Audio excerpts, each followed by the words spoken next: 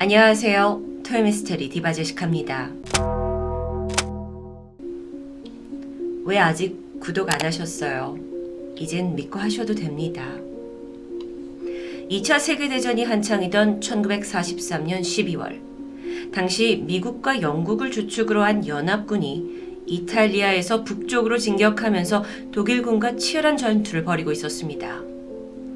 이때 연합군은 이탈리아 남부에 있는 바리 항구를 통해서 전쟁에 필요한 각종 핵심 물자들을 수송받고 있었죠. 그런데 12월 2일 저녁 7시 반 이탈리아 바리 항구에 독일 군군의 기습 폭격이 쏟아졌습니다. 이때 출동된 폭격기만 무려 100여 대예요.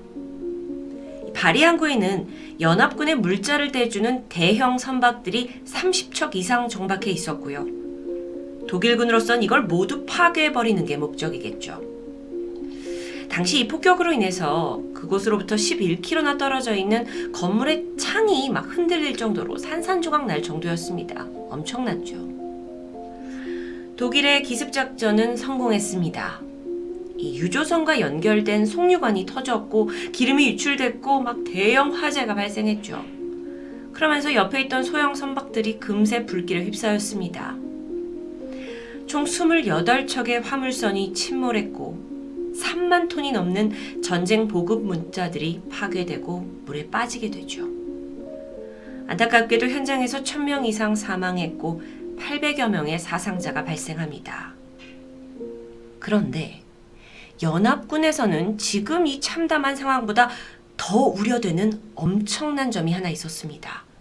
이게 자칫 잘못하면 재앙을 몰고 올 만한 그런 심각한 일이었죠. 현장에서 침몰한 미국 수송선 중 하나인 존 하비호. 큰 폭발음과 함께 침몰을 했는데 이 배가 결코 평범한 화물선이 아니었던 겁니다. 아주 위험하고도 은밀한 것이 배 한가득 담겨 있었지만 당시로서 그 정체는 1급 비밀이었어요. 그래서 침몰 당시에 배에 탄 사람들조차 이 배에 뭐가 있는지 제대로 알지 못한 채 우선 침몰한 후 많은 사람들이 달라붙어서 긴급히 구조 작업이 시작됩니다. 그 당시 인근 바다는 폭파된 화물선에서 이제 기름이 흘러나오게 되면서 검은 기름띠가 뒤덮여 있었다고 하는데요.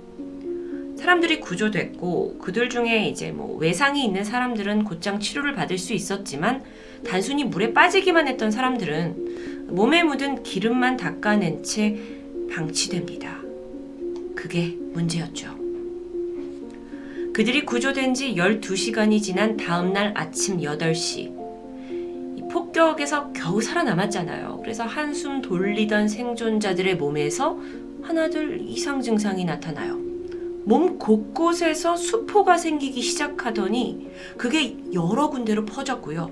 또 그게 골마서 어떤 사람들은 막 몸이 짓무르기 시작합니다. 또 다른 이는 갑자기 호흡곤란을 막 일으켰고 어떤 사람은 막 눈이 안 보인다면서 실명되죠. 의사들도 당황했습니다. 그런데 환자들을 자세히 살펴보던 의사 한 명이 조심스럽게 의견을 내놓는데 이 모든 증상이 마치 1차 세계대전 당시에 독가스에 중독된 사람들과 매우 유사하다라는 의견이었습니다. 그리고 그의 진단은 정확했죠. 침몰한 존 하비오에 실려있던 건 일명 겨자가스라고 불리던 100톤가량의 독가스였습니다. 사진 속 보이는 인물은 독일의 화학자 프리츠 하버. 그는 암모니아를 개발한 인물로 이 공법이 합성 비료를 만드는 데 사용되었고요. 이 비료로 인해서 인류는 식량을 대량 생산할 수 있게 되었습니다. 그래서 그는 1918년에 노벨 화학상을 받았고 어쩌면 그의 공로로 인해 이 전쟁으로 피폐해진 유럽이 다시 활기를 되찾았다 해도 과언이 아니죠. 만약 프리츠 하버의 개발이 여기서 멈췄다면 오늘날 우리는 그를 최고의 화학자이자 인류를 해방시킨 영웅으로 칭했을 겁니다. 하지만 야심이 거기서 끝나지 않았어요. 1차 세계대전이 터지고 나서 그는 자신의 조국인 독일의 승리를 위해 아주 특별한 무기를 개발하는 데 온 힘을 쏟았습니다. 그런 남편을 지켜보던 부인 클라라 임버바르, 그녀 역시 화학자였는데요. 남편이 연구실에 틀어박혀서 밤낮 없이 뭔가를 개발하는 이 모습에 어딘가 불길함을 느낀 거예요. 그래서 남편이 자리를 비운 틈을 타서 몰래 방에 들어가 연구 내용을 살펴보게 되죠. 이 실험실에는 황토빛을 띠면서 시큼하게 매운 냄새, 마늘 냄새 같다고도 하는데 이런 화학 물질이 있었습니다. 전혀 예전엔 본 적이 없는 새로운 거였죠. 남편의 연구 기록에 따르면 그가 그토록 매달렸던 연구 대상은 독가스라는 사실을 밝혀냅니다. 이 독가스가 인간에게 노출될 경우 치명적인 신체적 손상과 함께 참기 힘든 고통까지 수반하는 그야말로 살상무기였어요. 총칼보다도 어쩌면 더 무섭다고 볼 수 있는데요.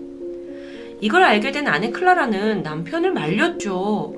우리는 화학자다. 이 본분만 지켜야 한다. 악용하게 둘 수 없다. 하지만 남편은 계속 연구에 매진했고 결국 아내는 죄책감에 스스로 목숨을 끊고 말았습니다. 하지만 이 죽음으로 남편을 막을 순 없었는데요. 프리츠 하버는 연구에 오히려 더 매진했고 속도를 붙였습니다. 그리고 끝내 인류 최초의 살상용 독가스를 탄생시키게 되죠. 자, 그럼 이 독가스의 파괴력이 어느 정도일까요? 겨자와 비슷하다고 해서 붙여진 이 이름 겨자가스. 여러분, 이름이 친숙하게 겨자가 붙었다고 해서 절대 무시하면 안 됩니다. 명백히 화학무기로 분류되는 이 독가스는 노출이 된 지 24시간 안에 몸 안에 지독한 가려움증과 함께 자극을 일으키고요. 특히나 그 부위에 노란색 액체로 가득 찬 물집, 그러니까 수포가 풍선처럼 크게 부풀어 오르고 이게 번져가죠. 나는 그때 옷을 입고 있었다 하더라도, 그러니까 직접 노출이 아니더라도 수포가 생기는 걸 막을 순 없다고 합니다. 가스의 농도가 짙어짐에 따라서 심할 경우 피부에 3도 화상까지 유발합니다.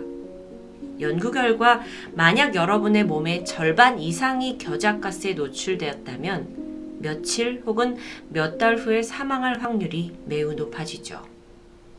그리고 이 독가스가 눈에 닿았다면 사실 처음에는 그냥 좀 이렇게 따끔거리기만 하는데 얼마 후에 결막염으로 이어지고 눈꺼풀이 부어오르면서 일시적으로 그리고 심각하면 영영 시력을 상실하게 됩니다. 고농도의 겨자가스가 입과 코로 들어가면 어떻게 될까요? 이게 바로 즉사할 정도의 치명타는 아니라고 합니다. 하지만 이게 이제 몸으로 들어가서 호흡기관에 물집이 생기면서 기도를 막고 결국엔 생사의 기로에 놓이게 되는 거죠. 더 끔찍한 건 이 가스 노출에 다행히 여러 증상은 있었지만 살아남는다 하더라도 상처 부위에 유전자가 손상되면서 백혈병이나 여러 암에 걸릴 확률이 훨씬 높아집니다. 그래도 다행히 치료 방법이 있어요. 그건 바로 포비돈 요오드인데요. 그러니까 우리한테 빨간 약으로 유명한 이 용액, 이걸 노출된 부위에 바르면 치료가 가능합니다. 근데 이거 역시 수포가 생기기 전에 해야만 효력이 있을 뿐이죠. 문제는 사실상 겨자가스에 우리가 노출된다 하더라도 대부분의 사람들은 처음에 별다른 이상을 느끼지 못한다고 합니다. 그래서 이 빨간 약을 바르는 단순한 응급처치조차 결코 쉽지 않죠. 사람들은 뭐지 하면서 물집이 올라오고 나서야 내가 겨자가스에 노출됐다는 걸 알게 되기 때문입니다. 한 가지, 다행히도 수포가 올라온 이후에 처치 방법이 있긴 합니다. 그건 바로 가정용 표백제 락스, 이 락스로 피부를 씻어내는 거예요. 이게 성분이 아주 강해서 냄새도 고약하기 때문에 보통 일이 아니겠죠. 그렇다면 결과적으로 겨자가스로 인해 화상을 입느냐, 유전자가 손상되느냐, 아니면 락스로 피부 가죽을 벗겨내야 하느냐, 이 두 가지의 선택의 기로에 서게 됩니다. 너무도 끔찍한데요. 그런데 이런 화학무기를 전쟁에 사용하는 것에 정말 이전에 아무런 제약이 없었던 걸까요? 1차 세계대전 당시 국제법상 살상 목적의 독극물 사용은 금지되었습니다. 근데 겨자가스는 말 그대로 가스였기 때문에 그 법을 교묘히 피해갈 수 있었어요. 프리츠 하퍼가 독일군에 가가지고 내가 겨자가스를 개발했다. 이걸 전쟁에 사용해야 된다 하고 적극적으로 제안하죠. 그러면서 구체적인 아이디어를 내놨는데 이 겨자가스를 가득 넣어놓은 통나무를 땅에다가 심어놓고 적들이 근처에 오면 병사들이 가서 그 통나무를 터뜨리기만 하면 된다라는 계획이었습니다. 독일군은 그의 제안을 받아들였고 곧이어 전쟁터는 황색가스로 뒤덮였습니다. 근데 문제는 이게 적군이었던 연합군에게만 적용되는 게 아니라는 거죠. 독일군 또한 엄청난 인명피해를 피할 수 없습니다. 그렇게 화학전으로 얼룩진 제1차 세계대전의 결과는 너무도 비참했죠. 원인을 제공한 프리츠는 반인륜적인 살상병기를 만들었다고 그의 평생, 아니 죽어서도 비판받고 있습니다. 물론 당시 프랑스를 포함한 대부분의 참전국에서도 가스병기를 사용하긴 했어요. 근데 이들의 가스는 그냥 피부와 점막을 자극하는 정도였고 살상을 목적으로 하는 무기는 프리츠 하버의 겨자가스가 유일했던 거죠. 이 가스에 노출된 병사들을 치료했던 한 영국인 간호사가 남긴 기록이 있습니다. 그걸 좀 읽어드리면 우리는 환자들을 만지거나 붕대를 감을 수 없었다. 그저 깔개로 그들을 감싸두었을 뿐이다. 병사들은 아무리 부상이 심각해도 보통 불평하지 않는다. 하지만 이 가스로 인한 화상은 참을 수 없는 듯 비명을 지르게 만든다. 병사들 몸은 겨자 색깔로 골마 터지면서 물집으로 가득했다. 눈은 멀었고 진물로 범벅이 된다. 그들은 숨을 쉬기 위해 안간 힘을 써야 했다. 이처럼 그 잔혹성으로 양쪽 진영 모두를 공포에 떨게 하고 사용이 분명히 금지된 겨자가스. 근데 이게 2차 세계대전에서 또다시 등장한 겁니다. 그 존 하비오에 있었던 거죠. 진상을 좀 설명드리면 미국의 프랭클린 루즈벨트 대통령이 전쟁이 나고 나서 히틀러가 화학무기를 사용할 것을 대비해서 겨자가스를 준비해둔 상황이었습니다. 독가스 사용은 금지됐지만 화학 무기를 개발하거나 보유하거나 이동하는 것 자체가 금지된 건 아니었기 때문이었죠. 그런데 폭격으로 인해서 그 겨자가스 같은 배가 침몰했고 그 결과 약 600여 명의 해군과 1000여 명의 일반 시민들이 겨자가스에 노출됩니다. 물론 그 당시에는 이들이 뭐에 노출됐는지 극비에 붙여졌기 때문에 사람들은 이 증상이 왜 일어났는지조차 제대로 알 수 없었다고 해요. 이 겨자가스를 이제 테스트하고 또 운송하고 준비하는 과정에서 비윤리적인 인체 실험이 있었다라는 사실이 뒤늦게 드러나기도 했습니다. 2차 세계대전 당시에 롤린스 에드워즈라는 미군이 12명의 다른 병사들과 함께 영문도 모른 채 나무로 된 가스실에 들어갑니다. 곧 문이 잠겼고 겨자가스와 함께 다른 독가스가 섞인 가스가 이제 방 안으로 스며들어오게 되죠. 사람들이 막 비명을 지르면서 탈출을 하려고 했는데 그중 몇몇은 결국 정신을 잃기도 했습니다. 이날 실험 중에는 백인, 흑인, 아시아인까지 다양한 인종의 사람들이 있었다고 하는데 실험의 목표는 어떤 인종이 가스에 더 강한지 알아보기 위해서였다고 하죠. 생체 실험의 대상이 됐던 이 군인들은 후유증으로 인해 피부 발진으로 고통을 받게 되는데요. 사실 이미 이 실험이 있기 전에 비밀을 반드시 지켜야 한다라는 서약을 했기 때문에 적절한 치료나 처방, 보상을 받을 수는 없었다고 증언합니다. 그런데 반전도 있습니다. 이 겨자가스가 아주 예상치 못한 곳에서 두각을 나타내게 되는데요. 전쟁 때 이 가스에 노출된 환자를 치료하던 사람들을 보다가 공통적인 점을 발견합니다. 백혈구 수치가 낮아지는 거죠. 자, 그렇다면 이 겨자가스의 어떤 성분으로 인해 암세포의 증식도 억제할 수 있다라는 걸 의미할 텐데요. 이 우연한 발견을 계기로 추후 겨자가스의 성분을 이용한 항암 화학요법이 시행됩니다. 당시로서는 암을 약으로 치료하는 아주 획기적인 방법이었죠. 합성 비료를 개발해서 인류를 구해낸 영웅 프리츠 하버. 하지만 동시에 겨자가스라는 최악의 살상 무기를 만들어낸 인류의 살인마. 하지만 아이러니하게도요. 이 잔혹한 무기는 현재 수많은 암 환자들의 희망이 된 항암 치료제의 발단이 되었는데요. 여러분은 그에게 어떤 평가를 내리고 싶으신가요? 칼이 누구의 손에 쥐어지느냐에 따라 그 용도가 달라지는 것처럼 우리의 신념이 가져올 미래에 대해서 신중하게 고민하고 생각하는 자세가 필요해 보입니다. 토요미스테리 디바제시카였습니다. 안녕하세요. 토요미스테리 디바제시카입니다. 2020년 9월 21일 월요일 미국 뉴햄프셔주 작은 도시 킨에서 실종 신고 한 건이 접수됩니다. 신고자는 어머니였는데 자취 중인 25살 아들이 주말 동안 전혀 연락이 되지 않는다며 불안해하고 계셨죠. 일단 경찰은 어머니가 알려준 아들의 집 주소를 찾아갑니다. 수색을 했지만 평소 그 아들이 타고 다니던 소형 SUV가 사라졌다는 것을 제외하고는 마땅한 특이점은 발견되지 않았습니다. 실종자의 이름은 조나단 아메로트. 이 사람은 고등학교 때 운동부 주장을 했을 정도로 신체 조건도 좋고 또 스포츠를 좋아했습니다. 그런 그가 요즘 푹 빠져있던 게 있었는데 바로 하이킹, 그러니까 등산이었죠. 그는 지역 동호회에 가입을 해서 정말 열정적으로 활동을 했다고 해요. 그동안 오른 산만 해도 무려 66곳에 달했습니다. 함께 운동을 즐겼던 사람들은 조나단이란 사람은 굉장히 쾌활하고 또 친절한 사람이라고 입을 모았는데요. 취미 생활은 그렇다 치고 직장 생활은 어땠을까요? 조나단은 대학에서 바이오메디컬 엔지니어링을 전공했고요.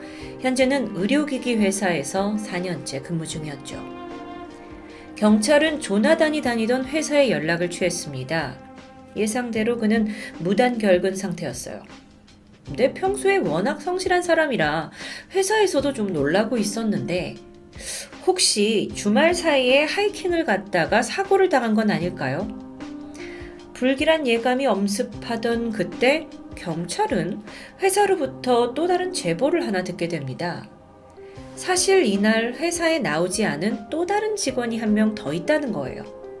근데 그 사람이 평소에 조나단과 꽤나 친한 사이였다고 하는데요. 같은 회사에서 6년째 근무 중인 31살의 여성 브리트니 베런. 우연의 일치일지 몰라도 그녀도 이날 회사에 나오지 않았습니다. 근데 이게 무단 결근은 아니었고요. 당일 아침에 회사에 전화를 걸더니 갑자기 사직을 통보한 상태예요. 근데 좀 이상합니다. 그 전까지 전혀 퇴사의 기미도 없었고 뭐 회사 생활에 문제가 있던 것도 아니었기 때문이죠. 갑작스러운 사직 통보 이상하죠. 그래서 수상함을 느낀 경찰이 주변인들을 한 명씩 탐문하던 중 한 동료에게서 예상치 못한 정보를 또 하나 입수합니다. 사실 조나단과 브리트니가 단순한 동료 관계가 아니라 연인 관계일 수도 있다라는 이야기였죠. 근데 뭐 사내 연애가 그렇게까지 쉬쉬할 일은 아니잖아요. 근데 문제는 따로 있었죠. 브리트니가 이미 남편과 2명의 자녀가 있는 기혼 여성이라는 점입니다. 경찰은 서둘러 브리트니의 집으로 향했어요. 그리고 벨을 눌렀는데 경찰을 맞이한 건 브리트니의 시어머니였죠. 그래서 시어머니가 아들하고 내 며느리는 지난 토요일 밤에 이미 캠핑을 떠났다고 말합니다. 어라? 도대체 무슨 상황일까요? 경찰은 이번에 브리트니의 남편 아르만도에게 연락을 시도했습니다. 마침 전화를 받았어요. 그런데 아르만도는 또 한 번 의외의 답변을 하는데 자기는 지금 아내가 어디 있는지 모른다는 겁니다. 어떻게 된 걸까요? 지난 토요일 밤 부부가 함께 집을 나선 건 맞습니다. 그런데 가던 길에 부부싸움을 했고 결국 새벽에 아내를 길가에 내려주고 자기는 혼자 이동했다라는 남편의 설명. 그러면서 아내는 아마 친구들과 함께 캠핑을 갔을 거라고 말해줬죠. 그날 오후 브리트니의 행적이 포착됩니다. 친구들에게 의미심장한 문자를 보내는 거예요. 자신은 다른 지역에 사는 여동생을 만나러 갈 거고 곧 이 동네를 떠날 거라는 통보의 내용입니다. 근데 이 문자가 오전 11시부터 오후 4시까지 브리트니 주변에 있는 많은 사람들에게 일괄적으로 보내졌어요. 갑작스러운 퇴사에 또 동네를 떠날 거라는 이 암시까지 정말 모든 게 수상하죠. 다음 날인 9월 22일입니다. 조나단이 사라진 이 킨이라는 도시에서 차로 4시간 30분 정도 떨어진 산골 마을 에롤이란 곳입니다. 이 숲속에서 사냥을 즐기고 있던 무리들이 낯선 광경을 목격해요. 한 여성이 차를 세워놓고 막 정신없이 서성거리고 있는데 차림새로 봐서 야영을 하려는 것 같았습니다. 주변에 여러 방수포 같은 자재들이 어지럽게 널려있기도 했고요. 사냥꾼들이 그녀에게 다가갔어요. 그리고 이 지역은 언제든지 야생 곰이 나올 수 있다. 그러니까 캠핑을 해서는 안 되는 안전한 곳이 아니다 라고 만류하게 되는데요. 실제로 그녀가 있던 곳에서 불과 100m 이 근방에 곰을 잡기 위해 미끼가 이미 던져져 있는 상황입니다. 아니 이런 상황 속에서 여자는 요지부동이에요. 오히려 좀 얼이 빠진 듯 약간 넋이 나간 듯 보였습니다. 그래서 이 사냥꾼 무리들이 그녀를 좀 유심히 살펴봤죠. 그랬더니 얼굴 이곳저곳에 심하게 구타당한 듯 멍이 보입니다. 그래서 사람들이 도대체 무슨 일을 당한 거냐라고 걱정을 하는데 한참을 망설이던 여자가 그제서야 입을 열었죠. 저 문제가 좀 생겼어요. 이후 즉각 산림사무소에 연락이 취해졌고 얼마 후 지역경찰이 현장에 도착합니다. 이 여성이 타고 온 차는 소형 SUV였습니다. 내부를 살펴보는데 심상치 않아요. 혈흔으로 보이는 얼룩들, 그리고 미처 지우다만 자국까지. 분명 일상적이지 않은 어떤 사건이 일어났을 만한 아주 섬뜩하고 기이한 풍경이었습니다. 관리국 직원들이 일단 차를 좀 옮기자면서 주변을 살피게 되는데 한쪽 냇가에서 방수포에 쌓여진 어떤 것을 목격합니다. 가까이 가보니 그것은 머리가 없는 시신이었죠. 그리고 얼마 후 그 잘린 머리는 냇가에서 멀지 않은 구덩이에서 발견됩니다. 그건 실종된 조나단의 것이었죠. 그렇다면 이 현장에서 얼굴에 멍든 채 발견된 여성은 동료 브리트니입니다. 그런데요, 현장에서 발견됐을 당시 브리트니는 장전이 된 총을 가지고 있었어요. 그럼 정황상 조나단을 총으로 쏴서 살해하고 시신을 유기하려고 했던 걸까요? 브리트니는 즉각 체포됩니다. 상황이 다 그녀를 범인으로 지목하고 있었는데 브리트니는 강력하게 부인합니다. 그러면서 더 놀라운 사실을 털어놓게 되죠. 시간은 지난 9월 19일 토요일로 거슬러 올라갑니다. 여유로운 토요일 주말 저녁, 브리트니는 목욕을 하고 있었고요. 침실에는 그녀의 남편 아르만도가 있었습니다. 그런데 바로 그때 남편이 무심코 아내의 휴대전화를 통해 충격적인 사실을 발견해요. 아내가 낯선 남자와 직장 동료와 사랑을 속삭이던 메시지들이었죠. 하나하나 읽어보니까 이혼을 계획한다, 사랑한다, 어쩌고 저쩌고 여러 내용이 담겨 있었습니다. 남편은 걷잡을 수 없는 분노에 휩싸였겠죠. 이때 그는 화를 참지 않았고 곧장 욕실로 들어가서 브리트니를 손 닿는 대로 구타하기 시작했습니다. 그리고 침실로 끌고 나와서 폭행이 이어졌죠. 이 과정에서 브리트니는 왼쪽 어금니가 부러졌고요. 목이 졸려서 기절하기도 했습니다. 그런데도 불구하고 아르만도는 전혀 화를 시킬 기미가 없었어요. 그리고 조금 후에 아내의 휴대폰을 뺐더니 자기가 브리트니인 척 내연남 조나단에게 메시지를 보냅니다. 지금 당장 집 근처에 있는 공원에서 만나자는 내용이었죠. 이후에 아르만도는 이제 간신히 정신을 차린 아내를 데리고 트럭에 태우고 공원으로 향했습니다. 거기서 이제 끝장을 보겠다는 생각이겠죠. 근데 가는 동안에도 남편의 구타는 계속 이어졌다고 해요. 밤 11시 30분 마침내 3자 대면이 이루어졌습니다. 그런데 분위기가 살벌했죠. 이 남자한테 뭐라고 하는 게 아닙니다. 아르만도가 아내에게 조나단을 직접 총으로 쏴서 죽이라고 명령합니다. 겁에 질린 이 아내 브리트니가 거절했죠. 난 못한다고. 조나단도 상황을 파악하고 막 혼비백산 도망치려고 합니다. 근데 이때 아르만도가 그를 붙잡아요. 그래서 포박했고요. 조나단이 타고 온 차 트렁크에 그를 감금해버렸죠. 그런데 이게 끝이 아닙니다. 아내 브리트니에게 이 내연남의 손목을 절단하라고 강요합니다. 이렇게 심각한 폭행과 폭언을 계속 들었어요, 브리트니가. 그래서 사실상 브리트니도 뭐 거의 패닉 상태였다고 해요. 그래서 어쩔 수 없이 남편이 시키는 대로 너무 무서우니까 조나단의 손목에 도끼를 가져다 대려고 하는 순간 끝내 못하겠다고, 너무 잘못했다고 막 울어버리는데 순간 아르만도가 총을 꺼내 들었고 정확히 조나단의 가슴에 2발, 머리에 1발에 총을 발사합니다. 이후 아르만도는 아내에게 조나단의 시신이 실린 SUV를 운전하게 했습니다. 그리고 자신은 자기 차를 몰고 앞장서면서 따라오라고 했죠. 그렇게 두 차는 어디론가 향하게 되는데요. 그 목적지가 바로 그 도시에서 북쪽으로 350km 정도 떨어진 깊은 숲속이었죠. 그곳이 바로 다음날 브리트니가 체포된 곳입니다. 이후 아르만도는 이동 중에 상점에 들러요. 그리고 방수포와 삽, 청소용품까지 구입하죠. 그러니까 시신을 유기할 생각입니다. 그렇게 깊은 산속에 도착한 후에 이후에 또 보여준 아르만도의 행동은 정말 더 기괴한데요. 지금껏 이제 뭐 손목을 잘라라, 죽여라, 뭐 이걸로도 모자랐는지 아내에게 이미 죽은 조나단의 목을 자르라고 명령합니다. 브리트니는 자포자기한 걸까요? 아니면 이 명령을 따르지 않을 경우 자신도 눈앞에 있는 내연남처럼 죽을 수 있다라는 두려움에 휩싸였던 걸까요? 그녀는 결국 남편의 지시에 따랐습니다. 그래서 내연남의 목을 톱으로 자르게 되는데요. 그러자 남편이 차분하게 한마디 하죠. 이제 내가 너를 용서해 줄게. 브리트니는 남편의 지시에 따라 시신을 묻을 구덩이를 팠습니다. 그리고 신분을 알만한 모든 소지품을 다 불태워버려요. 그렇게 두 사람은 살인과 시신을 은폐하고 있었는데요.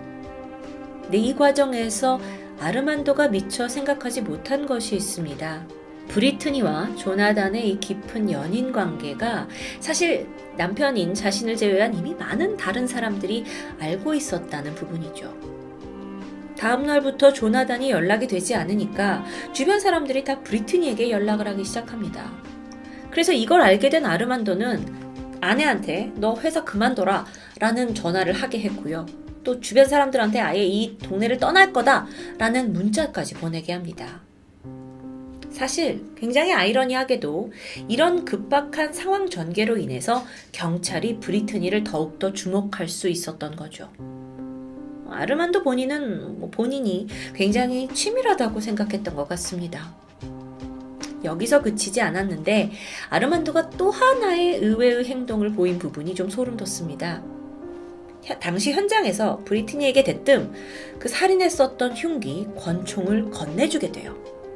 그러니까 이 상황이 아내가 마음만 먹으면 얼마든지 남편을 죽일 수도 있다라는 걸 암시하게 된 거죠. 그렇게 해서 어떤 안정을 주려고 했던 걸까요? 물론 브리트니는 그 총을 사용하지 않았습니다. 이미 몸과 정신 모두 지배당한 상태였기 때문이었죠.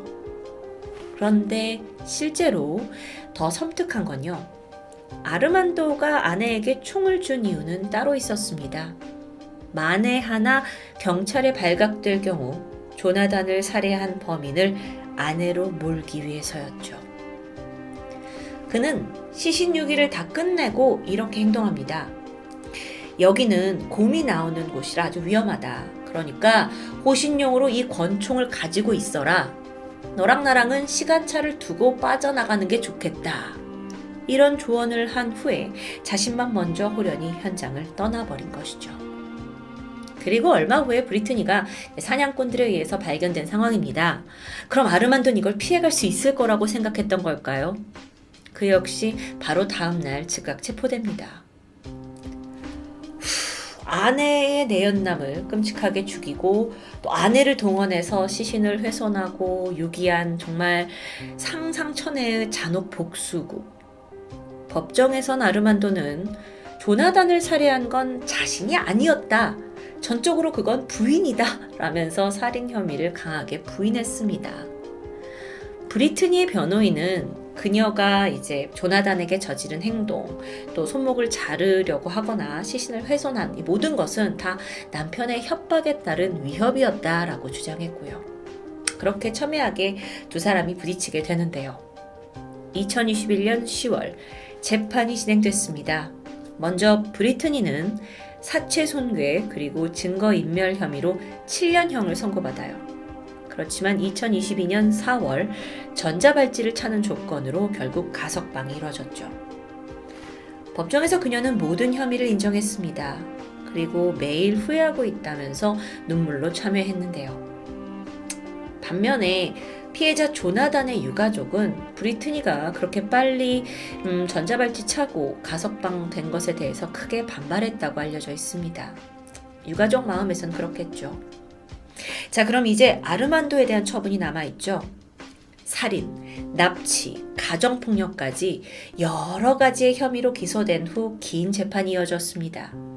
그리고 드디어 지난 5월 그의 죄는 아내를 빙자해서 피해자를 불러냈고 그를 폭행한 후에 차에 감금했고 끝내 직접 총을 쏴서 살인을 했고 이 모든 것이 1급 살인, 유죄로 판명이 되면서 그에게는 가석방 없는 종신형이 선고되었죠.